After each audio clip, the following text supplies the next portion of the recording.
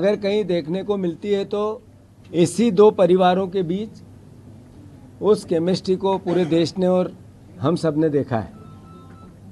साथियों, 80 में जब पहली बार कमलनाथ जी चुनाव लड़े तो इंदिरा जी ने आम सभा में ये भावना व्यक्त की कि ये मेरा तीसरा बेटा है। कमलनाथ जी के लिए तीसरे बेटे की एक संज्ञा दी। उससे आगे बढ़कर इस 45 साल की यात्रा में, राजनीतिक यात्रा में कमलनाथ जी की पिछले 7 साल से वो मध्य प्रदेश की कांग्रेस पार्टी के मुखिया के तौर पे हम सब कांग्रेस के कार्यकर्ताओं के साथ कंधे से कंधा मिलाकर हर परिस्थिति में सुख में, अच्छे में और बुरे में पूरी दृढ़ता से कांग्रेस के विचार को आत्मसात करके विपक्ष की भूमिका निभाते हुए निडरता से अपना कार्य करते रहे। साथियों, मुझे ज्ञात है वो पल, वो समय जब सिंधिया जी ने कांग्रेस पार्टी की सरकार गिराई थी।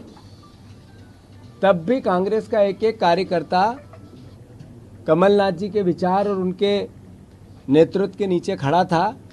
एक एक उस समय मेरे जैसे कई परिवार के साथी हर तरीके से कंधा मिलाकर कमलनाथ जी के विचार को आत्मसात कर रहे थे, कांग्रेस के विचार को आत्मसात कर रहे थे। अंतोगत्वा मैं आप सबसे अनुरोध करना चाहता हूं, जो खबरें हैं निराधार है। कोई किसी प्रकार की वो भावना, कभी सपने में आप सोच सकते हो कि इंदिरा जी का तीसरा बेटा कांग्रेस छोड़ सकता है?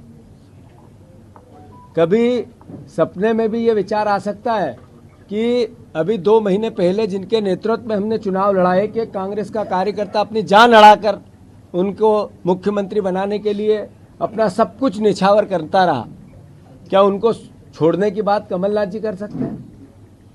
कभी सपने में भी आप सोच सकते हैं कि जब सिंधिया जी जा रहे थे, सरकार गिरा रहे थे, तब हमारे जैसे लोग पुलिस के और उनके गुंडों के डंडे खा रहे थे कमलनाथ जी को मुख्यमंत्री बनाने के लिए जगह जगह, वो हमें छोड़ के जा सकते हैं? कांग्रेस पार्टी को छोड़ के जा सकते हैं?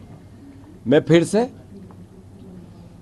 जैसा कि अफवाहें हैं, राज्यसभा का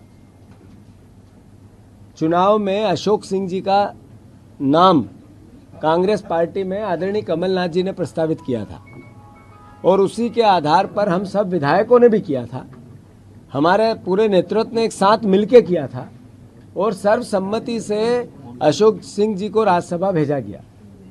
और यही कारण है कि वो एकमात्र कांग्रेस के उम्मीदवार आप सबके बीच में है।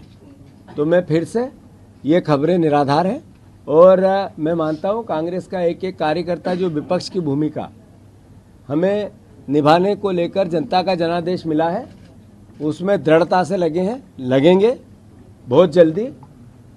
जो कांग्रेस पार्टी ने मिनिमम सपोर्ट प्राइस किसानों की लागू की है, जो सपोर्ट प्राइस किसानों की भावना उनके अधिकार क्षेत्र में गारंटी के रूप में दी है, मिनिमम सपोर्ट प्राइस एक गारंटी है, इसकी भावना कांग्रेस पार्टी ने व्यक्त की है। इसके कार्यक्रम जारी हो रहे हैं और मैं मानता हूं कि सभी परिवार के यहाँ उपस्थित पत्रकार बंधुओं, जर्नलिस्ट भाइयों, आप सबको अनुरोध है कि भ्रमित जानकारियों से बचें। धन्यवाद। सर, आपकी कमलनाथ जी से बात हुई? कमलनाथ जी से बात हुई? आपकी कमलनाथ जी से बात एक एक करके पूछेगा। हो गया आखिरी में मेरी कमलनाथ जी से आज सुबह भी बात हुई, कल रात को भी हुई और जो मैं बातें आपसे कर रहा हूं, मैं मानता हूं कि उस कांग्रेस के प्राचीन विचारधारा के इतिहास के मद्देनजर कर रहा हूं जिसको कमलनाथ जी ने आत्मसात किया था। धन्यवाद। बाकी बात